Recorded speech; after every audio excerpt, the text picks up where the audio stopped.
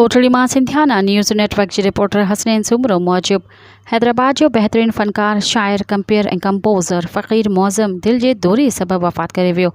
खेसि सवें आलिन अखियुनि सां 3 नंबर तलाउ जे क़ब्रिस्तान में दफ़नायो वियो।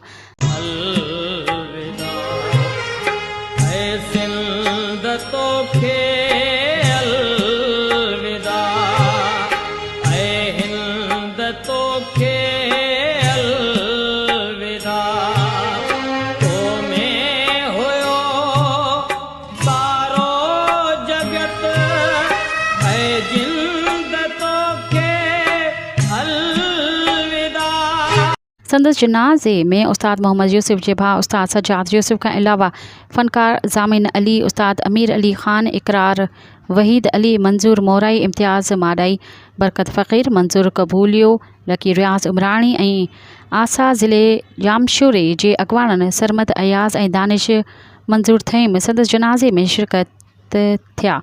मौज़म फ़क़ीर जे वारसनि उस्ताद सज्जाद यूसुफ ऐं ॿियनि सां ताज़ियत कई। वाज़े रहे त फ़क़ीर मौज़म सिंध जे बहितरीन क्लासिकल रागे उस्ताद मोहम्मद यूसुफ जो भाइटियो हो। फ़क़ीर मौज़म लातादाद ख़ूबियुनि जो मालिक हो। हिक ई वक़्तु फ़नकार, शाइर, कंपेयर ऐं कंपोज़र हुयो।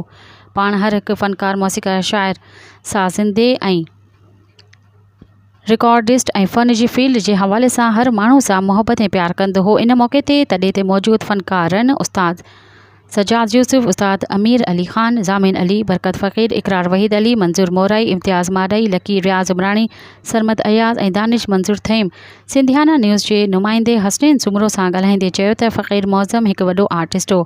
संदसि फ़न मौसीक़ी जे हवाले सां वॾियूं ख़िदमतूं आहिनि जिन खे यादि रखियो वेंदो।